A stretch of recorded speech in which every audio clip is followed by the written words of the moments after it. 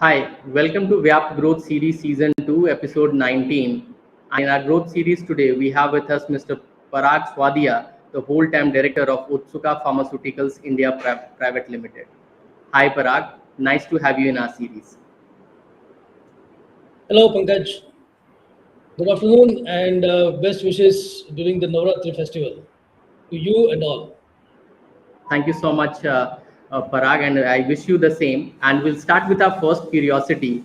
And generally, our curiosity revolves around the sector in which you represent. And since you represent the injectables in pharmaceutical segment, would like to understand more about the growth prospects of the industry, primarily in the segment in which you operate, and how it is working towards a sustainable future. Would also request if you can, help our audience understand a bit more about the industry in which you operate.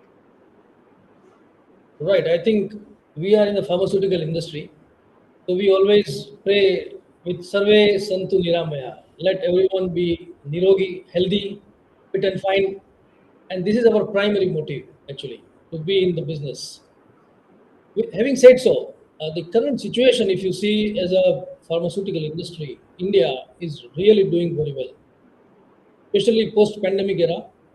We have seen a double-digit growth almost in all the segments and all the strata of the offerings that we do in pharmaceutical areas, right? Earlier, it was growing at around 6.6 CAGR, which has now gone to 12% plus. And we could see the way the industry has responded and to the government's call, not only the vaccination, but India has really proved to be the pharmacy of the world. Our exports are growing really in a nice manner, and I see a strong growth prospect overall as an industry. Mhm. We are particularly into the, as you rightly said, injectable and nutrition business. So Otsuka as a group is a very big venture company. It's a 100 years grown organization per se, and Otsuka India is still coping up to embark upon our journey into these areas of nutrition management. Our mission is the best partner in clinical nutrition. It starts from the basic intravenous infusions to the amino acids and lipids injections. And also we are present in the anti-infectives and pain management. We are Okay. also coming up with the enteral nutrition products to facilitate the ICU patients for the best recovery and have a good nutrition that is required at the right time during the surgery or the operations, pre-operative and post-operative also. So this segment also, I would say, is growing at a double-digit growth now because of the government efforts and a lot of collaboration we saw in the industry around actually. The facilities pan India is now increasing rapidly. People are more open to go to the doctors and ask for the services. However, if you see even next 10 years horizon from now on, I would say, but let us take a little bit longer perspective. Then I would say it will take us to understand the 4P of pharmaceuticals. How the industry has to shape up itself to deliver to the patients is like first and foremost is that the medical cure is getting more personalized. There are DNA analyzers which are going to predict what you are going to have and what you are not going to have. So with that, people are expecting more to get personal reports. Another P is more predictive. That before it happens, how I can get cured? If my DNA analyzer says so, or it's a history says so, with the artificial intelligence in place and with the wisdom of doctors, people want to be more preventive other than just face the disease as it is. And the third P is more about you know uh, personalized, preventive, permanent. They want more permanent cure. Basically, it's not just that I give a medicine again it gets reoccurred in the coming future, and this is the way the industry is shaping up, and I think all the industry giants are thinking on this kind of personalized and preventive cure, rather more predictive in nature and more protective also. So This is the way I think things are shaping up in the industry. That's the new connotation, Parag. When you talked about personalized, predictable, and permanent, now people are getting more certain around it, and they are moving towards more preventive measures so that the curative things comes at a backseat. Having said that, Parag, you rightly talked about that the growth elements are high because the people expectation is also increasing to a great level. Can you also talk about the kind of innovations which is coming in this particular segment? Because as you said that when you need to be predictable with what all technology possible and the brain of human beings going to the next level, kind of cutting edge innovations happening across this particular field. Can you help us understand a little more around the innovations happening in this particular industry, primarily in this particular segment, and the kind of opportunity it is creating for employment across India? Right. I think it is a very pertinent question. And before directly embarking upon the facilities which we want to enjoy as a cure, I really appreciate the efforts of the government of India for bringing the data protection bills. They are not yet passed in the legislative forums, but it is called DISHA, that the Digital Information Security Healthcare Act is, I think, a paradigm change which is going to come in India. Because we are, as you said, that with the new clinical trials, they are going to, come into the foray. Because now we do not want to remain as a generic business, a generic medicine producer. We want to go to the more specialized areas.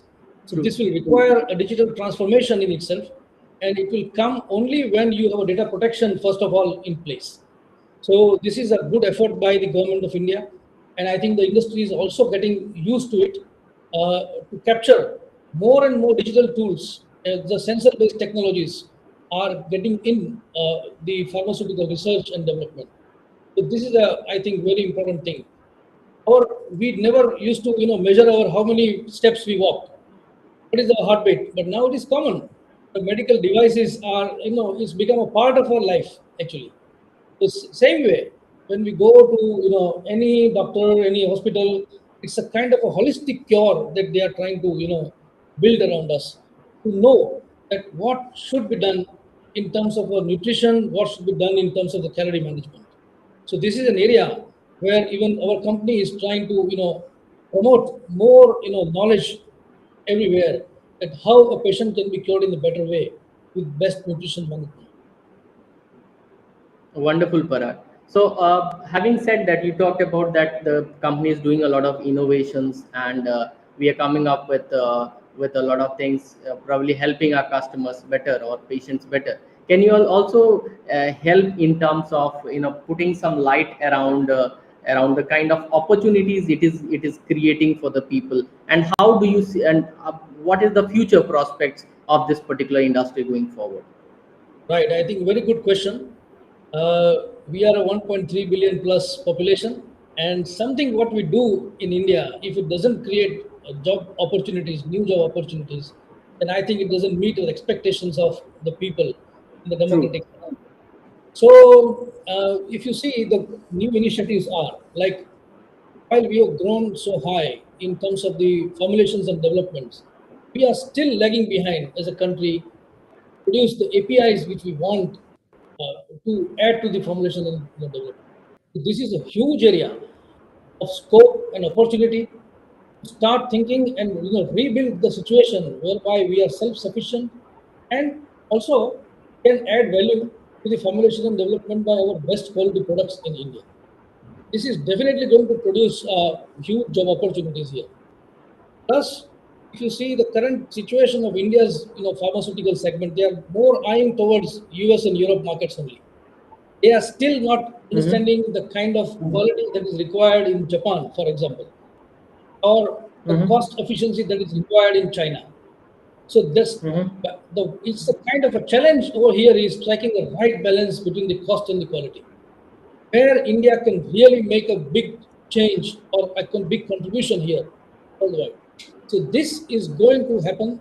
I'm sure about it.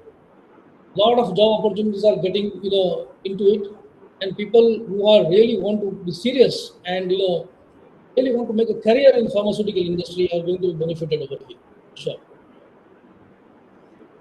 Fair enough. So that talks a lot about the kind of opportunity it's going to produce, and you also talked about that we need to have and make a right balance between the cost and the quality in coming future to sustain and help our people lead a better life. Having Right. said that, now we would move to our rapid fire round now, and this rapid fire will have 10 questions, and Okay. you have to answer in one word or a maximum of a sentence. Ready? I see. Okay, I'll try.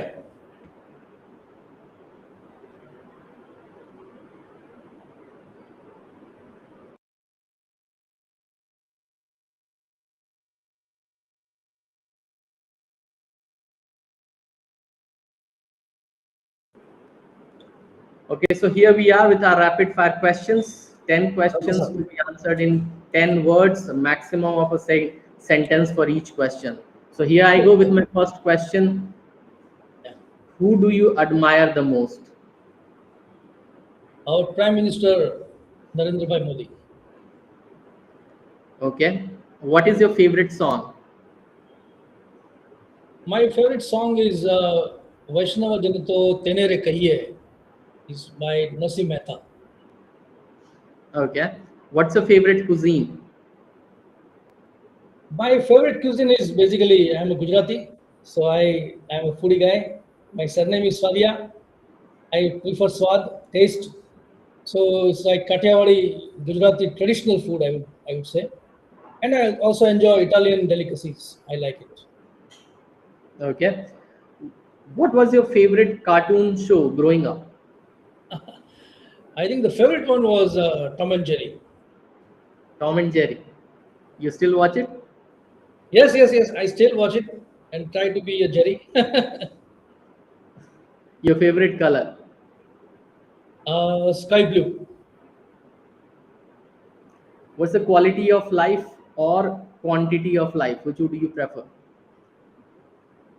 quality. What motivates you? I think music is the thing which motivates me. Music is now kind of a thing which sparks new ideas in my mind. Okay, so music motivates you. Music is also a great healer. So your greatest achievement till date. Ah, I think I am being part of a big venture company, Otsuka, Mm-hmm. and living to the expectations of the Vedic philosophy called Vasudhaiva Kutumbakam. Mm-hmm. I am being recognized as one who is trying to follow this diligently with Mm-hmm. the full of my heart. I think this is a kind of an achievement of my life. I feel like so. So the next question is your 20s favorite memory. So when Oh, you it were is in like, your 20s, what was your favorite memory which you'd like to share? yeah, it was a kind of tender age, but I really loved enjoying the Navratri Garba with my loved one, my wife, and it was a great time I cannot never forget in my life. So your favorite memory and your current days are actually in sync, huh? Isn't it? Perfect, perfect. I enjoy Garba. So if you could teleport, where would you go? Oh, So back in time or forward, where would you go? Kailash Shikhar. I think it is a mysterious place. I would like to go to Kailash Shikhar if you want to Okay, send me on a teleport. fair enough, Parag. 10 on 10 for you. You have been exact to the point on the answers. Did not take much of your time. So this was the end of this rapid fire questions, and we will move on to our fourth curiosity now. Uh, Okay. Parag, we have seen that the dynamics of the thought process and the world is changing, and it's changing very very fast. At a time when we used to talk about being patient, now we talk about being passionate and impatient, so that we are able to you know find out things really really fast and really really well. in quality as well. Having said that, it's very important to understand that what shapes our personality is not only our current feature characteristics and where we work, but also the past from where we have learned, maybe from our parents, mentors, teachers, the society in we lived, and what shapes our thoughts. So, would like to know from you that what are the memorable lessons did you learn from your mentors and how it has impacted your leadership style? Right. First of all, I am really thankful to my teachers, basically. Some of them might be viewing this live, who really, helped me shape up. My seniors who really mentored me, hammered me with their strict, discipline. And of course, my family and my colleagues, rather whom I trust more than me. These are the three big factors in my life, actually, which remain the game changer. However, I would like to take this opportunity to put some thrust on two aspects of this fast-changing, disruptive, life we see, whereby the grid and the need are getting blurred actually sometimes in our life. So I would like to put, thrust on two aspects. One thing is conscious level, consciousness. Where are we actually? How we can live in present. And the second point is about the detachment. That sometimes we try to act in a selfless manner, then it gives a greater satisfaction. The journey becomes more enchanting than the results. Even if you fail, maybe it gives a kind of satisfaction to us. And this is a Japanese organization really which has taught me that process is more important. Result could be anything that can be changed with the new processes, but process is wrong, maybe we never reach to the desired results. So never shortcut, never a shortcut is permitted here. And having said so, actually, I was fortunate enough that some of my family members, Dr. Swadia, a very renowned surgeon in Baroda, Mr. Nakul Bhai Dholakia, who taught me the Bhagavad Gita, my childhood. And this helped me to at least understand now this is just a crash course. Bhagavad Gita is not everything in itself, but it is a crash course for us. There is a lot more to know.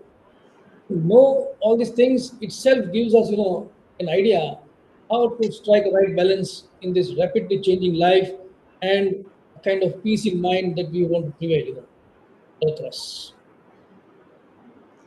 So you talked about consciousness. You talked about never having a shortcut, and you also talked about various people who have been involved in shaping a personality like yours. Any message which you'd like to probably pass on to the youngsters, because they are very creative, they are far creative than us, they are very agile, and they understand and view the world very differently from their maybe a generation or two back people. So would you Right. like to probably advise anything to this to the youngsters or millennials as keeping the kind of life or the world we are going to see tomorrow? Right, right. I think, thank you so much. There is another Rigveda saying that, Ano Bhadra, Kritavo Yantu Vishwataha. Even many times our Prime Minister Modi has also, said this in his speech. It means welcome all the noble thoughts from all around the world. So my message is that do not limit your thinking. There is a lot of influence of media and a kind of a virtual world on the person's mind. Make a good use of it, but at the same time, please welcome the noble thoughts. And if we cannot respect different cultures which are thriving on this earth actually, then maybe we cannot create a good society going forward. So please understand that every belief system has its own pros and cons, but we should develop a kind of an acceptance, to live peacefully and nicely as a one family. Okay, so Parag, you talked about that the youngsters should focus, be more inclusive, More and inclusive. they should have that confidence and faith in themselves that they are going to excel in coming future. Absolutely. That's great to hear from you, Parag, and the kind of thought process and the knowledge which you have shared and the wisdom through which you have shaped this particular growth story will go a long way. Thank you so much for being a part of this growth series. Thank you so much. Thank you so much. Thank you.